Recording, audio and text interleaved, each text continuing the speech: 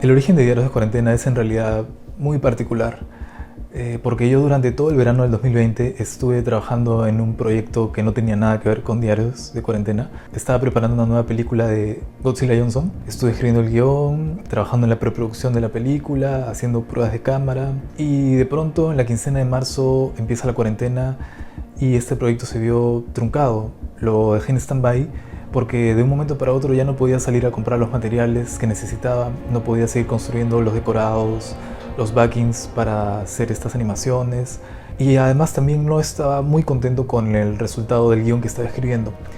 Entonces dije, voy a poner en stand-by este proyecto, y justamente durante la primera semana de cuarentena, hacia fines de marzo del 2020, la página Sinestesia hizo una convocatoria buscando cortometrajes que se hayan realizado en cuarentena. Fue ahí que empecé a buscar ideas, a ver qué se me ocurría, qué cosa podía grabar con los recursos que tenía en casa, que no eran muchos, y incluso yo iba a tener que actuar, yo iba a tener que protagonizar. Se me ocurrió esta idea de hacer una historia sobre un científico que está tratando de buscar la cura del COVID-19, pero que algo sale mal. Y mientras trataba de darle forma a esta historia, me puse a buscar en YouTube algunas plantillas de efectos especiales o algunos modelos en 3D. Y en realidad me llevé una grata sorpresa porque encontré que habían muchas plantillas animadas que nunca realmente me había puesto a buscarlos así con detenimiento para utilizarlos en alguna de mis producciones. Encontré uno que me pareció muy particular. Este monstruo, esta criatura gigantesca que atacaba y se acercaba a la cámara y rugía. Y me pareció que había mucho potencial en este monstruo, en este personaje. Y lo mejor de todo, habían animado al monstruo en diferentes situaciones. Habían animaciones del monstruo levantándose, caminando y mirando hacia la cámara. Habían animaciones del monstruo recibiendo disparos, protegiéndose, el monstruo muriendo. Entonces dije, quizá puedo utilizar esta plantilla para algo un poco más elaborado, un poco más ambicioso, ¿no? Digamos que fue así que nació el proyecto de Diarios de Cuarentena. Señor presidente, ¿aún está vivo? No sé si se puede llamar estar vivo a esto, pero estoy bien. Me acuerdo que faltaba más o menos un par de días para que cerrara la convocatoria, o una semana más o menos, y entonces me puse a grabar el primer capítulo, que era donde yo aparecía, donde yo estaba haciendo los experimentos y donde veía a este monstruo por primera vez, que todavía no se llamaba Corona Monstruo.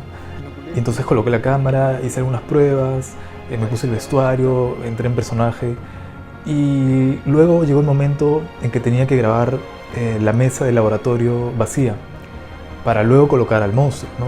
Y me acuerdo que en ese momento estaba con mi celular reproduciendo el video en pantalla verde en el celular, y mientras lo escuchaba y escuchaba los golpes del monstruo, yo tenía que golpear la mesa para que el microscopio saltara y luego en edición todo cuadrara, ¿no? Y fue en ese momento en el que la magia realmente apareció. Dije, wow, esto es realmente casi como lo que vivieron los actores de Jurassic Park, por ejemplo, que es una de las películas que me encanta, de Steven Spielberg. Y dije, esto no puede quedarse acá, tengo que seguir haciendo estas escenas interactuando con el Corona Monstruo, ¿no? Y ahí empezó la magia.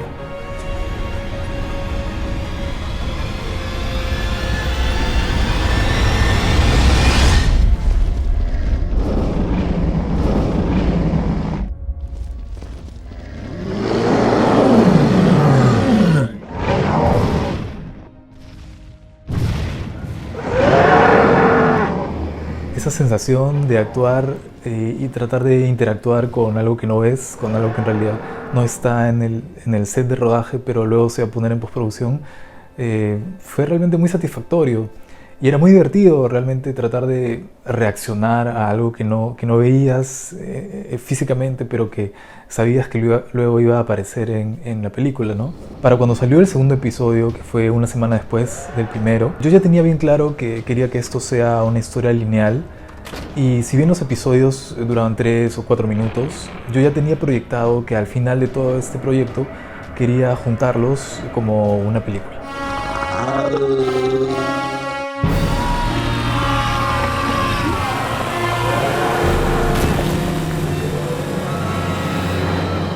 Me costó mucho trabajo escribir el tercer episodio porque, digamos, los recursos eran realmente muy limitados. Las locaciones, solo tenía un cuarto en mi casa para grabarlo. Tenía que limitarme mucho, había muchas cosas que quería hacer, pero no tenía todos los recursos. Entonces traté de ingeniármelas y dije, esta historia necesita algo más. Yo solo no puedo cargar en hombros toda la aventura de este personaje de Doc. Y fue así que llamé a mi amigo Jonathan Arriola, con quien ya habíamos grabado varios proyectos juntos. Entonces le propuse que él se grabara también desde casa para luego ponerlo ahí en edición. Y entonces fue así que le di el personaje del presidente. Este personaje parece que caló bastante, creo que le gustó bastante al público. Y luego me dio pie a seguir desarrollando un poco más su participación en la película.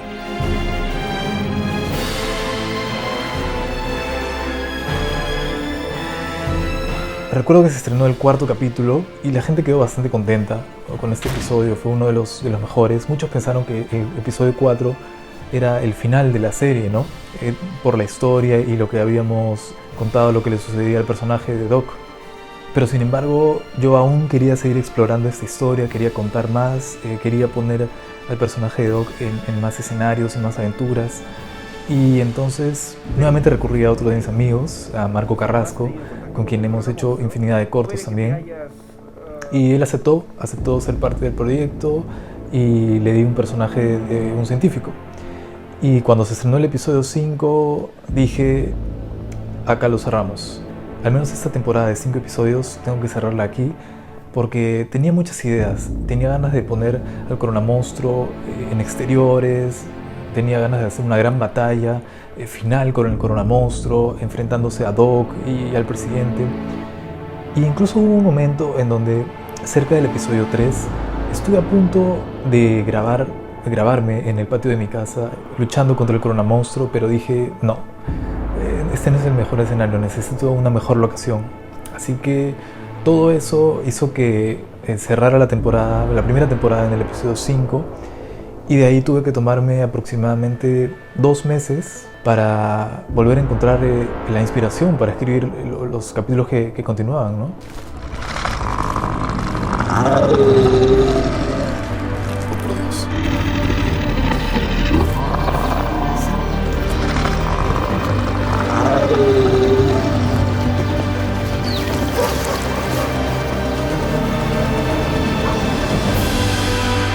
En realidad fue muy difícil escribir los siguientes 5 episodios.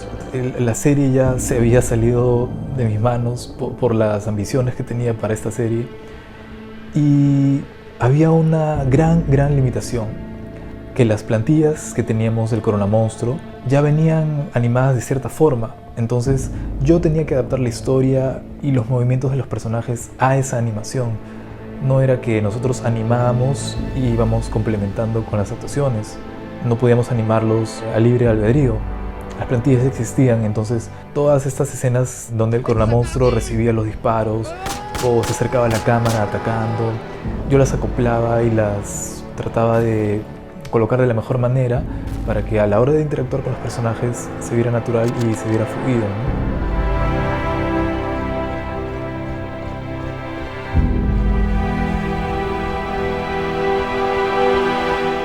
Creo que uno de los personajes claves en la primera temporada fue el presidente de la República.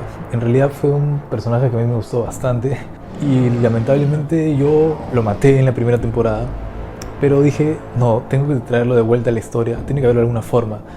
Y pensando en ideas, ¿no?, cómo reincorporarlo a la serie, se me ocurrió esta idea de que el presidente no había muerto, sino que se había escapado a un búnker subterráneo que estaba debajo del Palacio de Gobierno.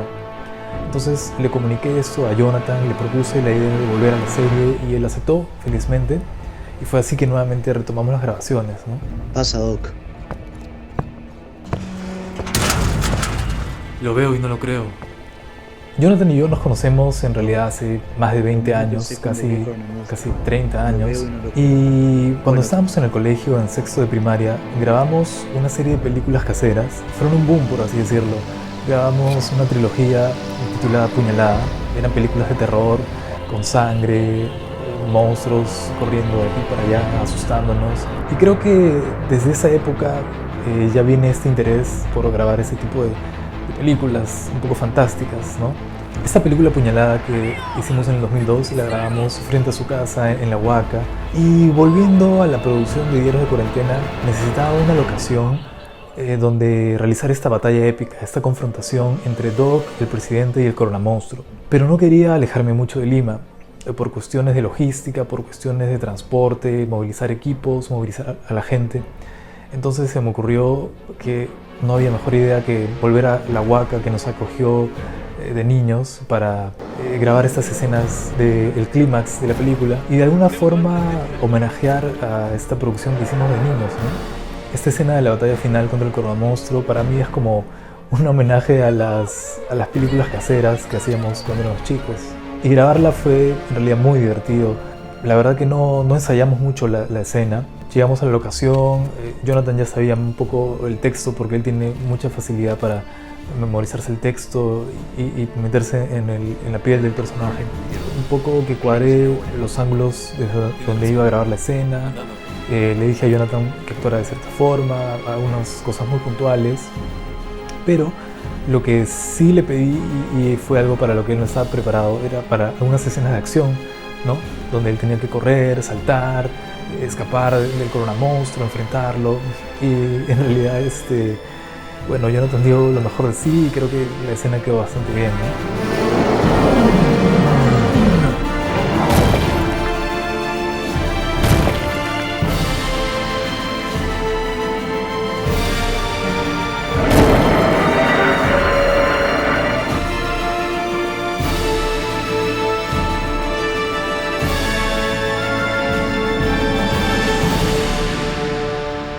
2 semanas antes de rodar esta escena, a fines de octubre, fui a La Huaca, locacioné, y me pasó algo muy curioso. El día que fui a locacionar en La Huaca, a ver los escenarios, a tomar fotos para luego hacer el storyboard, el atardecer fue fenomenal.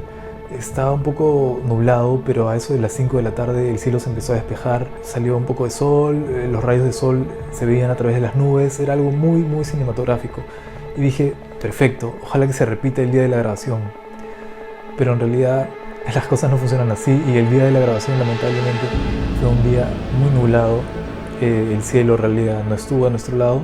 Tuve que volver a La Huaca unos días después de haber grabado todas las escenas de Jonathan. Gracias a Dios el cielo ese día sí estuvo un poco más despejado, un poco más colorido, y ese es el cielo que se ve en la parte donde aparece el coronamonstruo en La Huaca. 3, 2, 1, acción. Vamos, siéntate. Algo que siempre nos pasa a Jonathan y a mí cuando grabamos alguna escena es que su actuación es tan buena que yo termino matándome de la risa.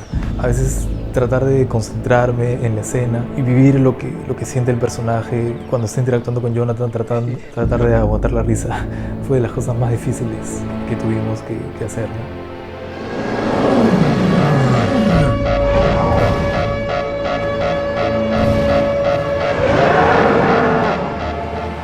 A lo largo de la historia, en los momentos de crisis globales, siempre es cuando ha habido más producción de películas de terror, de ciencia ficción o de fantasía. Por ejemplo, luego de la Gran Depresión, en los años 30, que se hicieron las películas de monstruos de Universal, estas películas de serie B, que en realidad sentaron las bases para todo lo que vino después, ¿no? Drácula, Frankenstein, El Hombre Lobo, El Fantasma de la Ópera, todas estas películas que Universal sacó en los años 30 son la base de todo lo que vino después. Y mientras yo iba grabando Diarios de Cuarentena, mientras yo iba trabajando con el coronamonstruo, con estos personajes, cada vez sentía más entusiasmo por estas películas de serie B que muchas veces son marginadas, ¿no?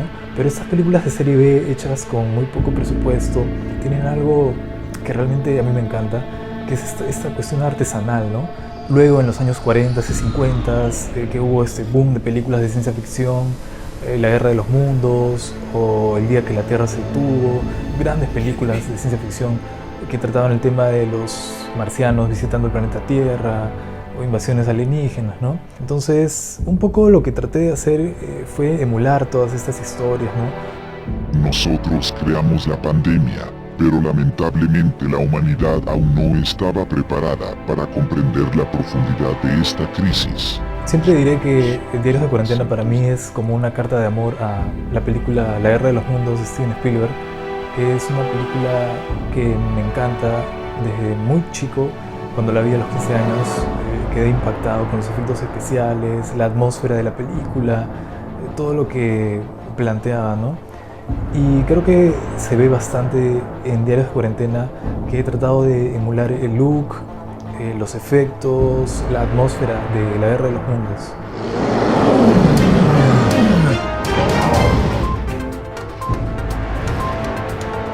Y esta tarde, en el distrito de Pueblo Libre, se ha registrado un aterrador suceso. Un transeúnte logró captar a una gigantesca criatura que ha dejado atónitos a más de uno. Hasta el momento, no se sabe muy bien el origen de este extraño monstruo, pero durante el 2020 pasaron tantas cosas, fue un año tan convulsionado que creo que usé toda esa energía de las noticias, de lo que pasaba con la pandemia, para crear una historia un poco más fantasiosa, ¿no?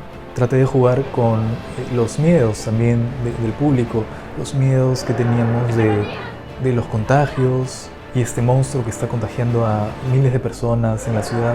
La pandemia fue una gran inspiración, pero en realidad el combustible de Diarios de Cuarentena creo que son las películas hechas en los años 50, en los años 40 de serie B, ¿no? Ese es el gran combustible y la gran esencia de Diarios de Cuarentena. ¡Este es el fin, maldita criatura!